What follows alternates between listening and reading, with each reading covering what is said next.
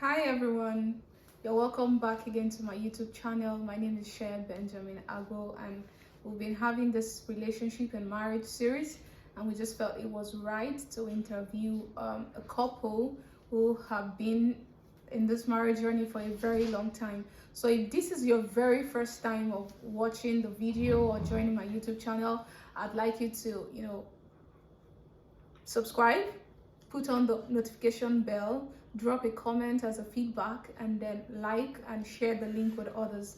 Today I have with me a very special couple, and it's one of the reasons I don't miss Nigeria, because they're like my parents over here in the United States, and they have been so wonderful. They are wonderful people. I've observed their lives.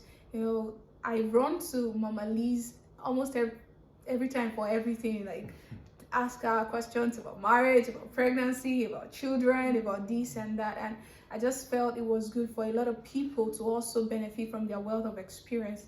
So today I have with me the Denos, but I would like them to introduce themselves. So can we meet you? Yes, I am Rick, and this is my wife, Liz. All right. Hi. You're welcome. Today I'll be asking you some few questions that would like other people to benefit from. Sure. How long have you both been married? It's been 37 years, Well, 1984. Yes. wow. So I'll be 38 this year in July. How long have you known each other, Mama Liz? Since I was 18, so we've known each other 39 years. Wow. At what age Yes. did you get married? A month away from 21. Wow. Yes. So you can start early. There's no...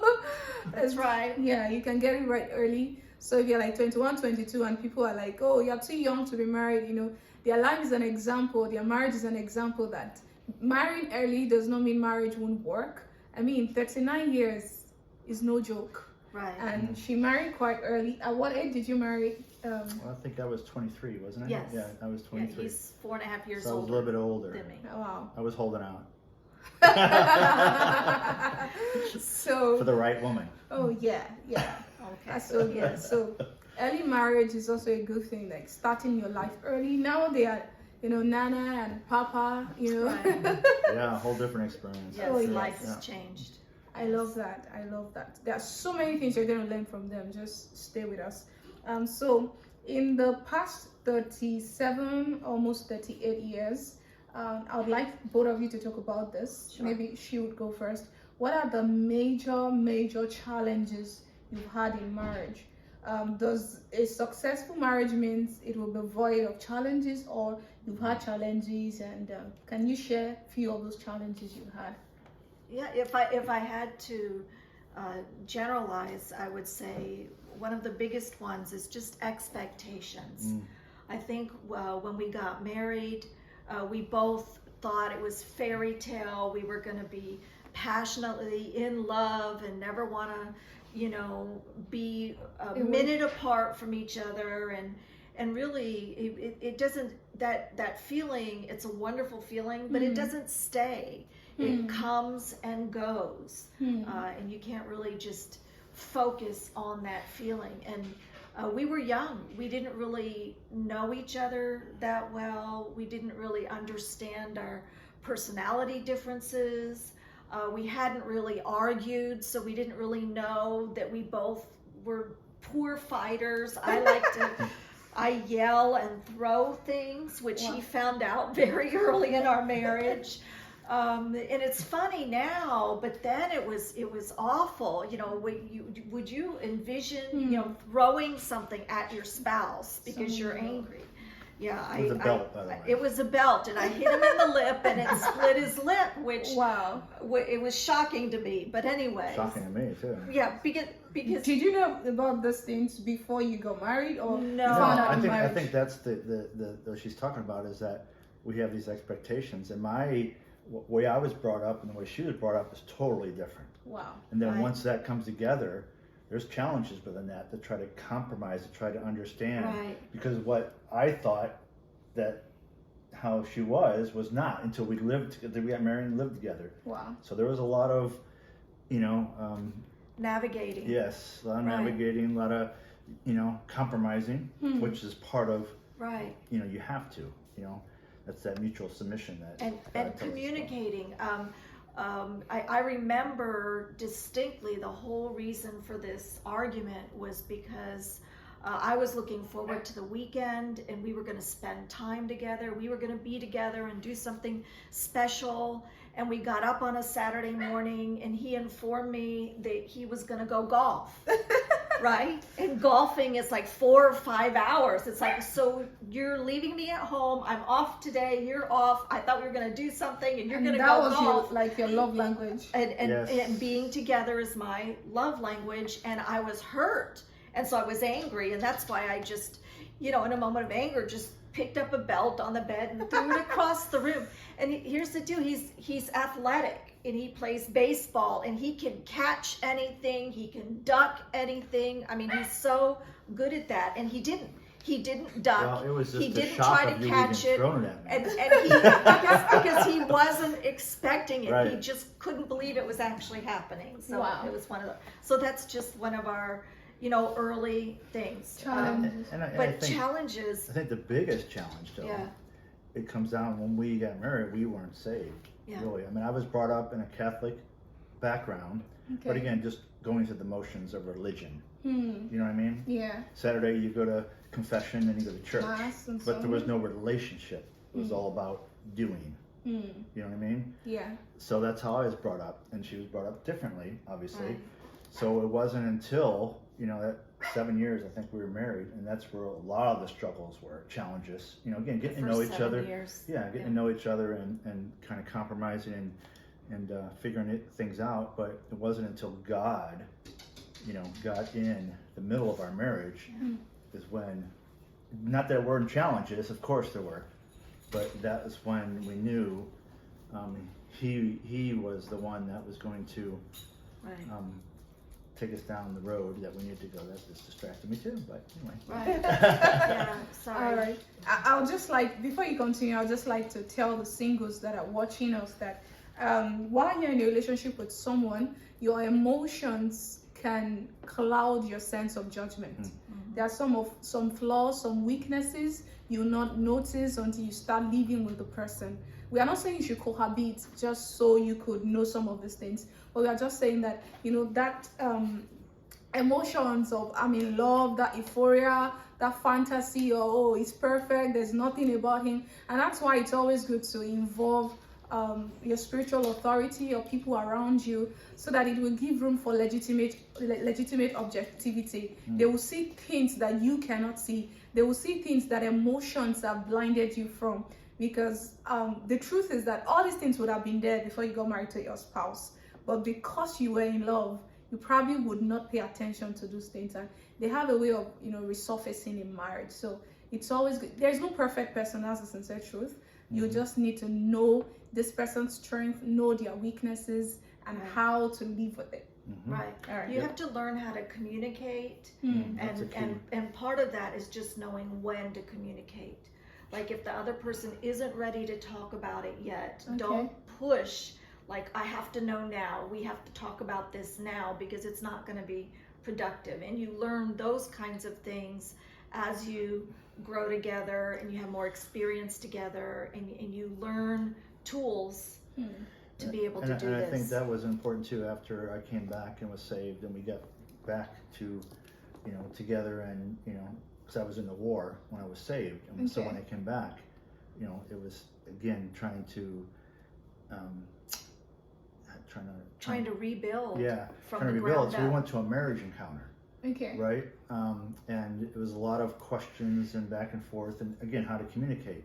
But one of the things that I learned was, again, there are feelings, but you have to understand those feelings, and one of the things we had questions that were asked us, and as we read those questions, we would say, so this is what I hear you saying. Because there's a lot of assumptions, a lot of things that we don't hear or take out of that. So this is what I hear you saying. And then, okay, no, that's not what I'm saying. That gives them an opportunity to really explain. Right. Does that make sense? Yes. Like the communication skill. Yes. We had to learn each other's language. There's a way we can assume that, okay, maybe you say, I'm hungry, but what you're actually saying is, I need, I want to eat egg. but actually, yeah, like hunger can mean It's many something- things. Yes. It can mean Right. something Yes. to you and something to someone else. Right. Maybe at that time you just needed a burger or you needed Right. yeah. So understanding each other's communication skill matters a lot in marriage. Mm-hmm. Right. Oh wow, that's Yes. powerful. Yeah. And one of the best tools that we learned that makes it easier is instead of talking to each other, if we had a topic that was important to us that we knew we needed to talk about, Yeah. we would sit down and we would write a letter to each other. I would write a letter to him, he would write a letter to me. Okay. We swap those letters, we read the letters, and then we come together and we discuss it. Okay. Because when you're talking, you know, maybe one person, in this case usually me, I do all the talking and he's just quiet. And then with him being just quiet, I would get angry because I'm like, he's not listening to me, he doesn't care. You know, I would read all kinds of stuff into that, but really he's just quiet because he's literally thinking through everything I say. Wow. Right?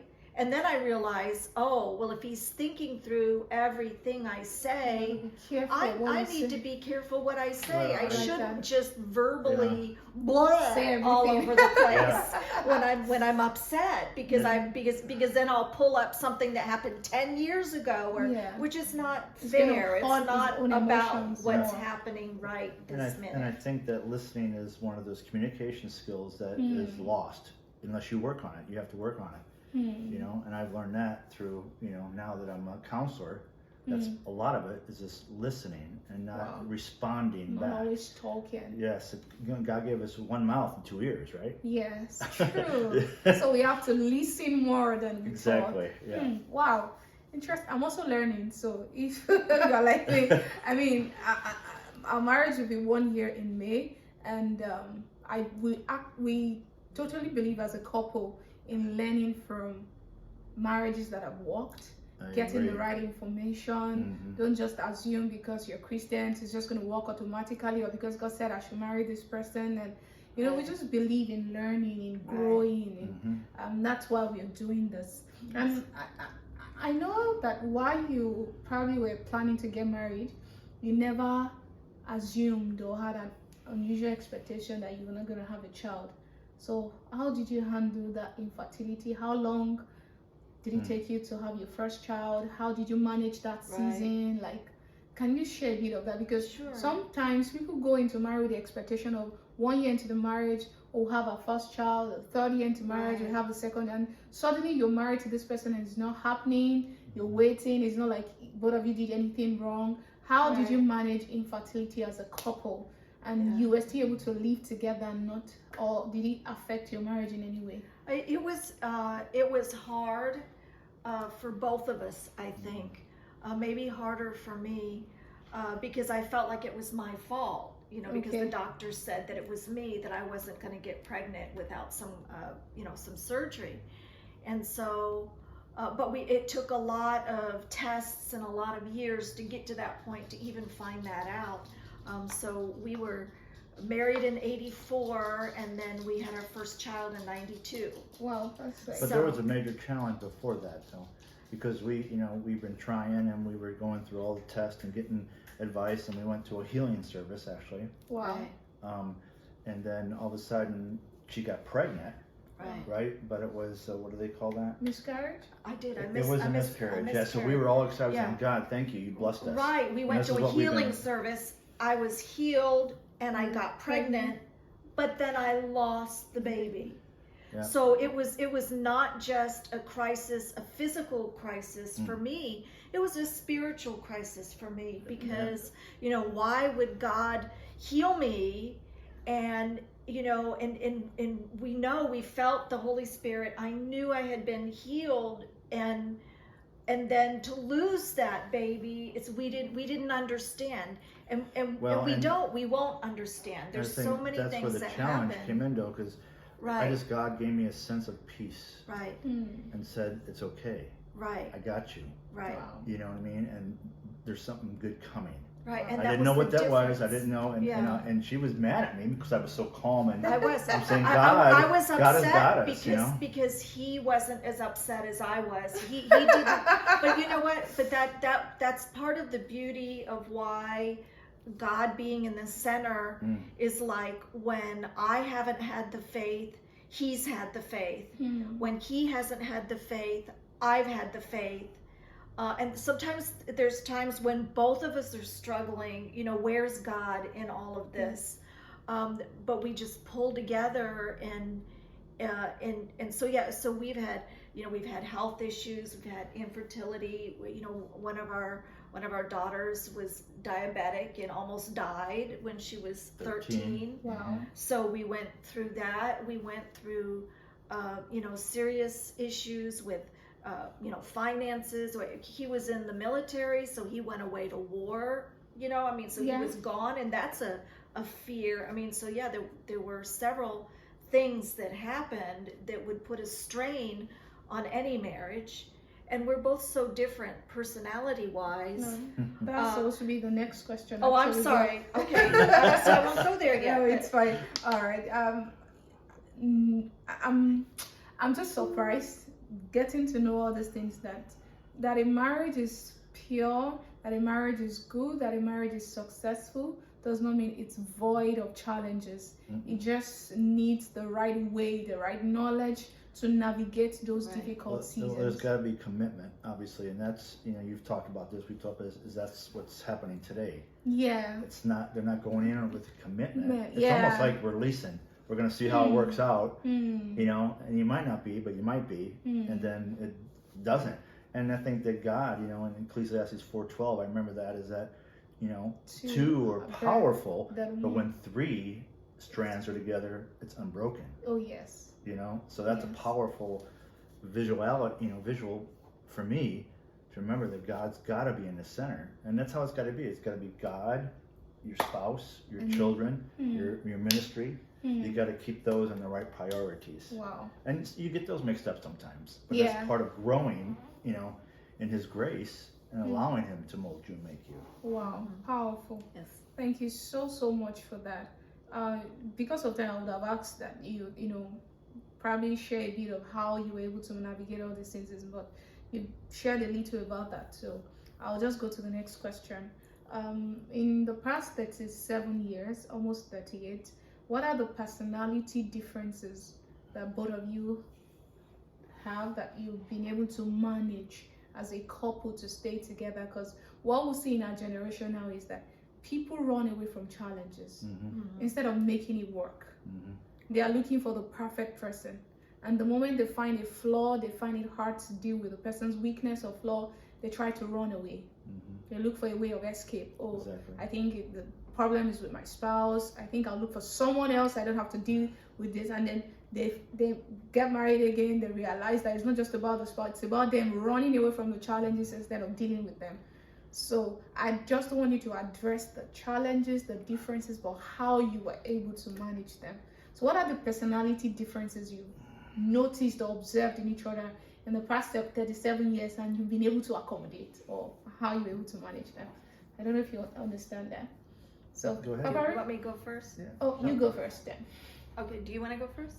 Well, I think that, again, it's about, there's so many different variables of how we're brought up, and that speaks to our personalities, obviously. Yeah. And so I think that she came from a very intellectual family. It was all about school, education. Okay. Okay, and I mean, not that we weren't about education, but we were a big family. We didn't get everything. I had to work when I was 14 years old just to have some money and to take care of my mom, because we lost our dad at 17. Wow. And that's kind of where I rebelled. You know, after I lost that father figure, you know, and I was blaming others. I think that's part of it too, is the victim mentality of today. But I think our personalities, that was hard because I'm more of a feeler. Okay. You know what I mean? And I go by faith, and she would, you know, I say, no, this is what God's saying. Oh, I just don't understand it. You know, and she wants to intellectualize it or exaggerate maybe the situation when we can't, you know. And so that was tough, and it still is. I mean, we still, you know.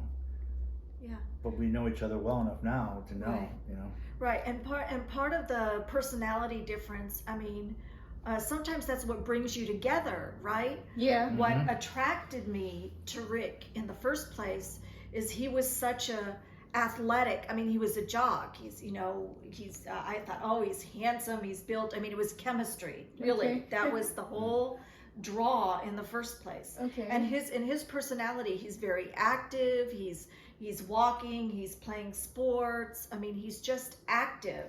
Whereas I'm more of a read a book, go to the theater, sit around and talk about, you know, debate, you know, politics with friends, or, you know, something like that. Okay. And That's so really, and that's been hard because, you know, she didn't really like sports, so she never participated. And I always thought that my wife would be participating in what I do, right, you know, or but, vice versa. But Wow. so here's the you know, here's what we did.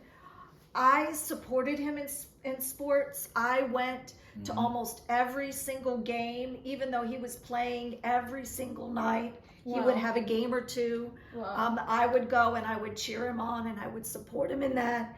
And then when there were times like if we went somewhere and I wanted to spend $50 a piece to go watch this opera or theater, or he'd be like, I mean, because I remember the first couple of times he went to a musical or when we went to the opera, I just know he's just rolling his eyes, and I knew he did it. I knew he was doing it for me. you. Like he had to Right. compromise. But But- I did, but it ended up being something I really enjoyed. Wow. Yeah, You and know? he Wow. started, especially when we had children coming up and we started to take the children. There were times when he took the children to a musical and I couldn't go because I was working or whatever. Okay. But he became that way. And same So with we- reading too. She was a bookworm, as we call them. Right. And I wasn't so much, but that kind of grew on me. Now, I mean, you see all the books. Oh, you have, and he reads I read, so much more now. Read, Wow. yeah. And Yeah. that's part of, you know, growing and Changing. yeah, Right. exactly. Hmm. And Right. it's a Amazing. constant. And so he's become more intellectual, like you know, it's like he's just become more, and I've become less, Wow. and I'm more active, I would say, than I was when we first got married. So we've kind of, in a Being way, able to blend. and I think that's one thing when you said people are always looking for the perfect person. Every person changes. True. I've changed, he's changed, you're going to change. Every person changes, and I think part of the idea is you have to understand that, you have to know that there are going to be times when you're not going to like the person that you're married to because they say or do or act in a certain way. It's one of the things I But always that's told the where kids. the commitment comes Yeah. through. I told their kids It's that. like- Beyond the emotions. Yes. Right. I said you're always going to have my unconditional love, but I might not like what you do, so there's consequences to that. But I'm always going to love you. Don't ever Right. forget that. But I might not like what you do sometimes. Wow. You know. I love that. Yeah. So we want to tell the younger generation, people like me watching this, or people coming from behind, that marriage is more than a flutter of emotions. It's basically based on commitment. Marriage is more than a flutter of emotions. It's based on commitment. And like they said, people change. You and your spouse will have a lot of differences, but what will make marriage work is the ability to be flexible, your flexibility to accommodate each other's differences. What you thought you did not like, eventually you might grow up to liking that. And who you thought you are right now, you may eventually, grow up to be different. For example, while I was single, I thought my love language was, I've said this over and over, I thought my love language was touch. I would always tell my husband, like, I think I like to be touched. I think this is my love language. I think this means that's the. But now that I am married, I feel, oh yes, over touched. And now my my love language has changed to, receiving gifts and all that. So people change. That's just the truth. And you must be flexible enough to accommodate the change, accommodate the differences, navigate different seasons you find yourself as a couple. And I think it's important too, we talked about this before, but the mutual submission. There has to be that. I mean, Ephesians 5 says, the wife submit to your husband, of course. Yeah. And then it says, the husband love your wife as yourself. But there has to be mutual submission within that marriage. Again, give and take. But again, always focused on God and what He says. Wow. Not what she says or I say, but what Right. does the Word of God say, and where is He directing us? Right. Wow. Right. Amazing. Mutual submission. And I have to write that down. and I want to, you've mentioned butterflies a couple of times. So, we'll just go right to that. Butterflies are nice, but there's something much more solid and stable. The longer you're in relationship with that person, the more hard times you go through, the closer you get. The butterflies, they don't ever really go away. They just feel different. I mean, it's like I look at this person and I know this is my person for life. Wow. That's For life. commitment. And you get to a point where early in your marriage, you might have doubts. Oh, maybe this isn't the person. Maybe I chose the wrong person. Or that big word, the D word, might come up. Right, divorce. That's the easy way out. And we just, true. we just said that wasn't going to happen.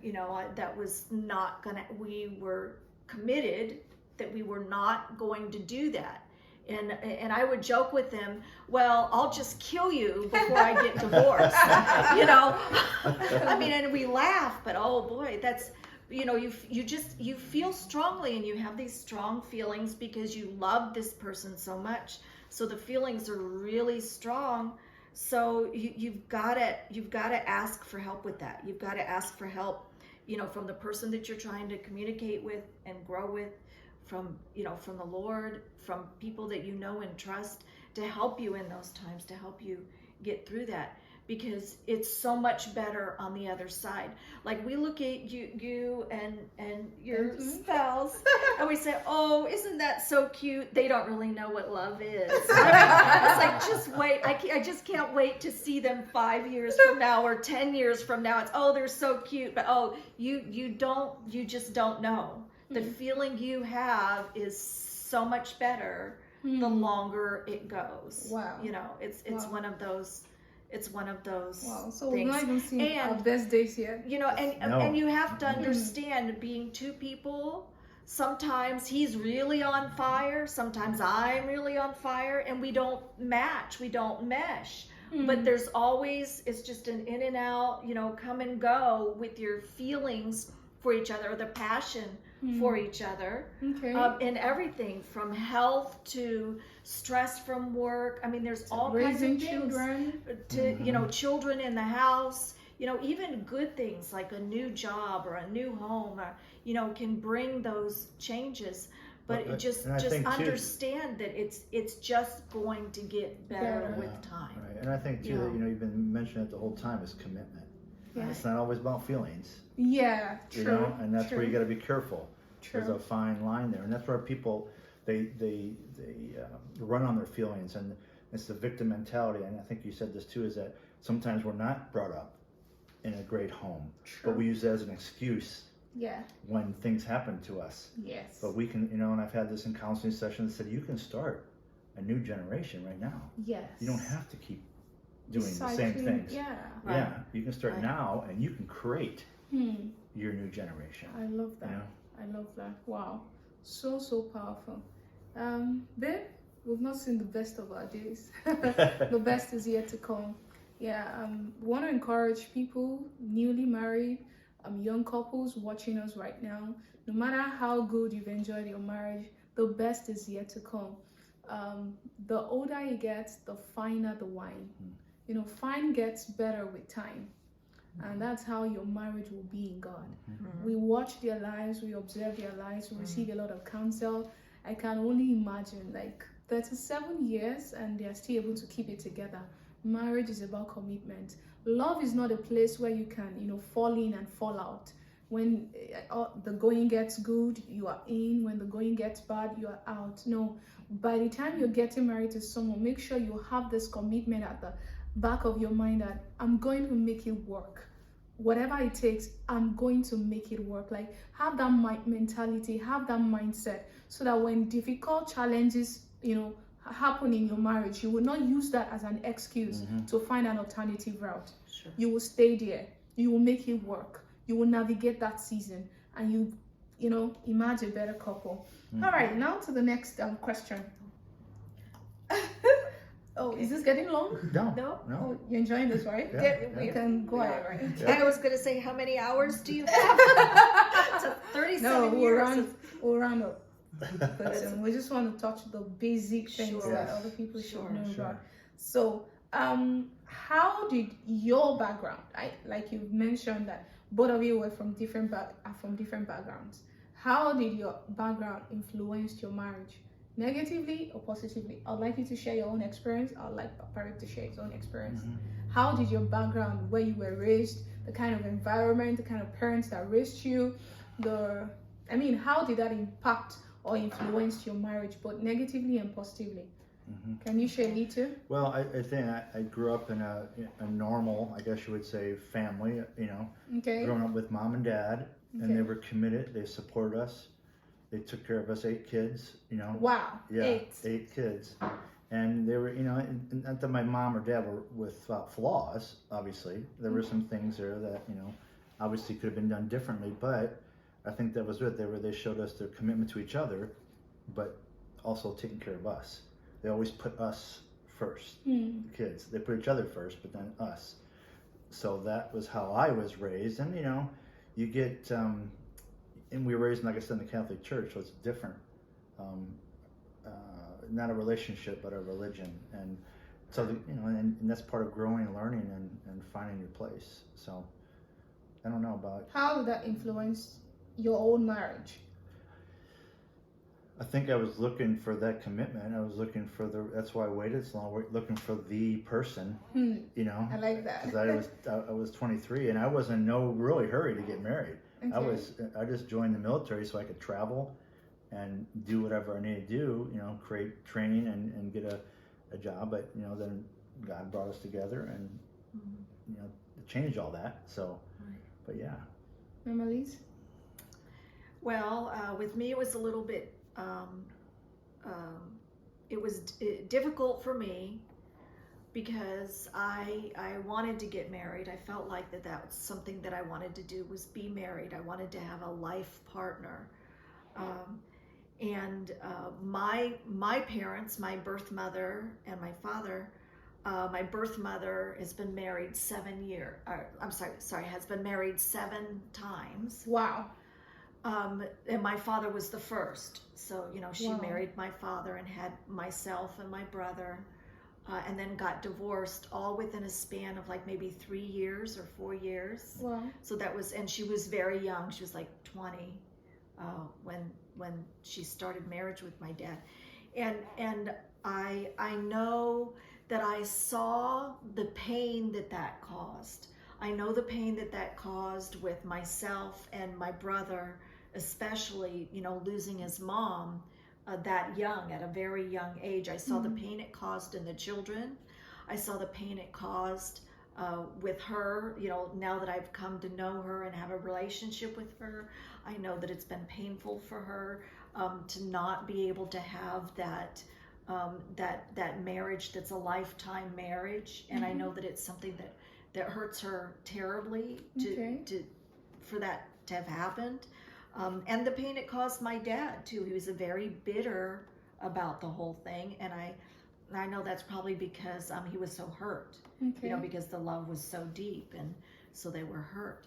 So when I got married, like when we got married in the church, and I had this discussion with Rick, I said, I don't feel like this is just about me making a promise to you till death do us part.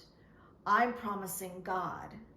This is a promise that I'm saying to God this is the person I'm going to marry, and that's it. I'm Wow. not going to get divorced, because I didn't want to have those Same issues experience. and have that same experience Hmm. of, not making it. And again, when you get married, you don't know what the future holds. You don't know what the difficulties are going to be. Hmm. But if you just keep reminding yourself, I said I was not going to get divorced, and I promised God I was not going to get divorced, so I'm not going to get divorced. We're going to talk about this. We're going to work on it. We're going to, we're going to make this Work. Wow. And so then you have two options, right? Yeah. You either make it work, or you live miserably. Sure. Who chooses to live miserably? I'm not going to live miserably. We're not going to be unhappy or angry or be miserable. We're going to talk to each other, and we're going to make it work. Wow. And so that's every time when we come down to it, it's like, we're going to make it work. Wow. Wow. So yes, that caused problems, but that also was a good thing Wow. for us. So I'd like to tell our own generation that the fact that you're from a broken home does not mean you should have a broken marriage. Mm-hmm.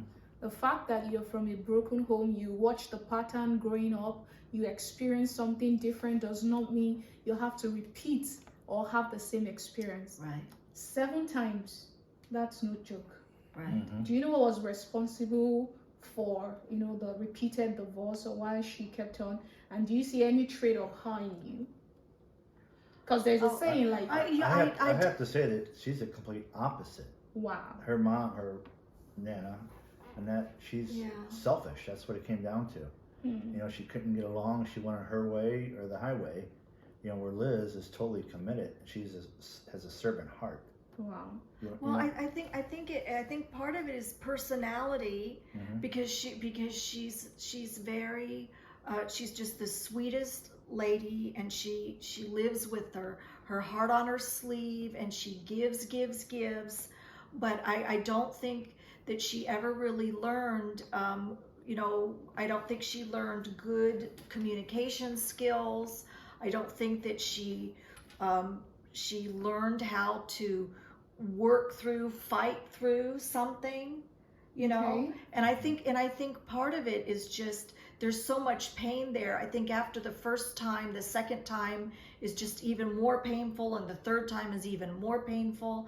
And so I think it's just a pattern that she could never break out of. Wow.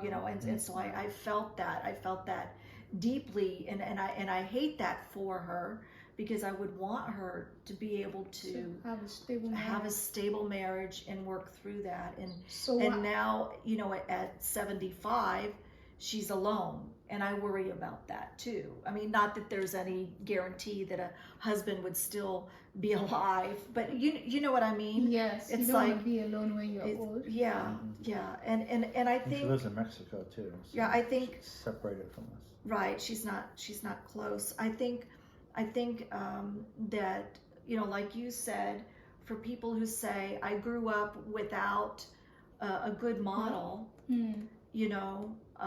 between the two of us, we had several issues in our families, in our birth families, growing up, and yet we said, we're going to be different with that. We're going to be different with the way we raise our children. I like that. We're going to be committed. We're going to be committed to God, committed to each other. We're just going to be different with that. I like that. Wow.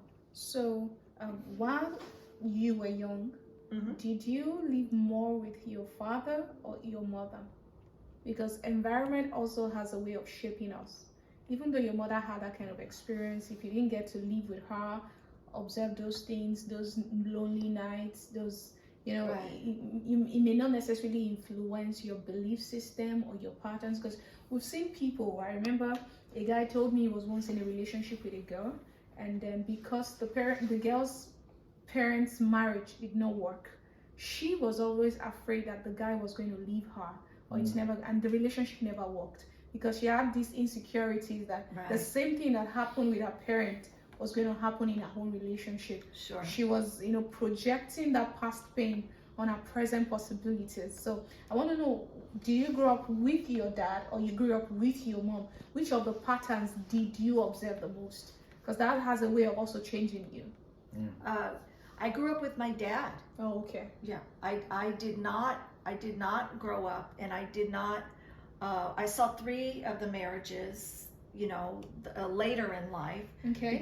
Because I grew up with my dad, and I didn't get to see my mother from the time when I was about 7 years old till I was about 21 or 22. Oh, wow. I didn't get to see her. You kind of cut off that side. Because of it the was family. such a contentious divorce.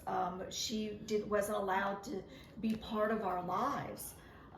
So that was difficult.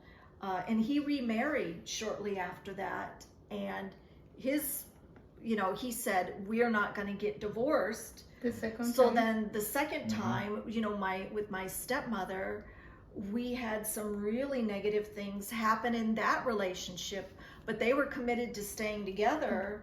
So we got to watch the fights or the cold shoulders or the stuff that would go on. So, Wow. so that's why when we would fight or have some issue, it would be, oh no, we can't leave it like this. We I have like to that. fix this. I like You that. know, we need to do better, be better. And I think that, again, God has to be in the middle of all of Right. the marriage, and just knowing His word and doing as He commands. Don't go to bed when you're angry. Yeah.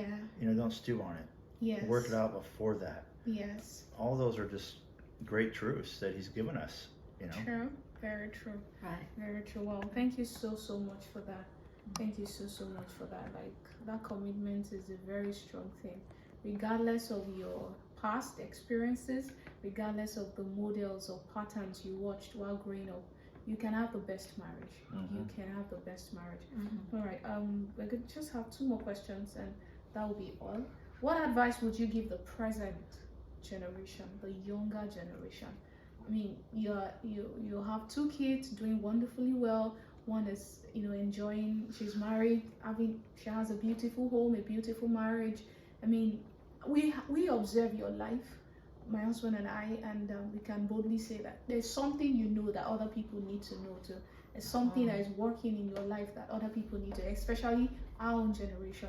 So what advice would you give the younger generation, people like us, newlywed, or people that are planning to get married? What advice, what has made your marriage work that you'd like the rest of the people to know? You go. Okay. Well, I think I would say that it comes down to 2 words, and it would be patience and forgiveness. Okay. Okay, patience and forgiveness. And I think part of it is, I said that everybody changes, and we do. So if you don't like the situation you're in, just wait a while, it's going to change. For better or worse, right? And you always say that it's how you respond to the things that happen to you. And that's where the Lord, that's where the Lord comes in. It's our attitude. That's where your relationship. Who's in control? With God. With Jesus, I always tell my kids, attitude of gratitude. Right. And I said, we went through some tough things with the church, and they witnessed that. But I told them, we're focused on God. God's going to lead us. And it was difficult. It was a lot of hurt. But God did lead us out of that and to better things. Wow. Right. And you have to think about when you're married to this other person. I always tell myself, I'm not perfect. I might be mad at him. He may have done something wrong this time, but I'm going to do something wrong next time. Yeah. So how do I want him to treat me when I make a mistake, or when I'm stupid, or when I, spend too much money and don't tell him, and then there's not enough money to pay a bill? I mean, those are really rough things. But if you have that mindset of putting yourself in the other person's shoes, and if I made this mistake, how would I feel, and how would I want to be treated if I made this mistake? And I would suggest before any marriage, you go through marriage counseling. Thank you. Yes, I think it's very important. Thank That you. way you get to know each other a little bit more. I mean, you go through everything: financing, communication, Yeah. how you were brought up. Yeah. Again, get all that. We didn't have that. You know, so we had to So a grow rough through start. that. Yeah, but I think that's a good start. That way, Right. you know, before you make that commitment, you get to know that person. And then, if God's in it, He's going to take you through it. But that's a definite key today. Wow. I think. Amazing. Right. When you're building that foundation, I mean, it's wonderful. Premarital counseling, I meant, yeah. Yeah, premarital. Yeah, it's wonderful if you can start with a solid foundation and not have to come around back after the fact to shore something up because you didn't figure it out before you were married. Wow. I mean, you want to figure it out before Oh. you're married, if you can, but just understand there's no way, because I'm the intellectual one. I think, oh, I can have my little checklist and I can figure it all Deal out and I breakers. know exactly how things are going to be, and it just goes everywhere when it doesn't, right? And I think that So- some use the excuse of living together prior to marriage. Yeah. You know, which I get that. You want to get to know each other, but still, if you do the premarital counseling and trust God, you're gonna get through it. Yeah. Yeah. I would like to say that the foundation of everything matters. Bible says, in the multitude of counselors, there is safety. In the multitude of counselors, there is safety. If you despise counsel, you're going to build on the wrong foundation. So it's important. And if you are single, this is a very, very good thing that you're listening to this video right now, because Right. you're getting the right information, you're acquiring the right knowledge, you're being counseled by Yes. people who have a marriage that is presently working. People have been through difficult seasons and they've been able to navigate it. So it's a good thing that you're watching this right now, because I believe it will influence your choice of who to, settle with, and the kind of foundation to build your marriage upon. Even Jesus said, he said, whoever hears his word and, does it is like someone who builds his house on the rock. Mhm. He said, storm will come, rain would come, a lot of things will come, but the foundation will still Strong stand. foundation. Right. Yes, the house Yep. will still be standing. Right. So it's not the challenges of life that break marriage. It's the foundation upon which the marriage is built upon. Most people who go through divorce, who go through separation, it's not the challenges they go through are not exclusive to them. There are challenges even that good marriages go through, Right. but the fact that they have a good foundation, there's commitment, there's God at the center, regardless of the challenges, they always overcome. They always come out stronger. So I want to encourage you. And the two things Mama Lee said is patience and forgiveness. Yes. To also let you know that you've actually answered my last question Oh. from that. Okay. To also let you know that God makes all the difference. Right. Patience patience is the fruit of the Spirit. Yes. If you allow God walk in you, it will influence your relationship with your spouse. Like Right. this is a fruit of the Spirit. Forgiveness is important. Like someone said that marriage is, ability to have two people who can, two forgivers. Like Right. people constantly forgive each other, because you always have disagreements, you always Right. have conflict, you Right. always, but the fact that you're able to let go and not hold on to past mistakes. You want to say something? Let go, let God. Oh yeah. I mean, So- everybody's heard that before. So God makes all the difference. Thank God for your marriage. We believe that even your own best is still unveiling. Yes. Yeah, it's yet to come and all that. Oh yeah. Yeah. So, babe, you want to add something before we go? All right. My husband is the director of this. Yes. I want to celebrate him. I mean, I super, super love my spouse, and I'm looking forward to the best of days, best of experience with him. Thank you all for joining us. Okay, so another episode of this series, we're going to have one of their kids who has been married for about 4 years. We want to interview Amber and Moses to just share their experience in the past 4 years, experience as an interracial marriage. I mean, people can learn from this. Their marriage is working, and we believe a lot of people, it's something that probably someone would doubt in this generation, black and white. No, it's from Africa, he's an American, and the way you guys raise them with godly values, and they're passing it on to their children, who are your own grandchildren. Yes. I think people need to know these things too. So look forward to the episode. If you're just watching this video for the very first time, my name is Benjamin-Agbo. This is Mama Lee's Dino, and Papa. Rick Dino. All right, thank you. Make sure you like, you comment, and you subscribe and put on your notification bell. Thank you very much. Don't forget, God makes the difference. God bless you. We can do all things through Christ who strengthens us. Oh yes. Oh yes. Thank you so much for having this with us. We love you. We celebrate you. Thank you. Thank you. God bless you.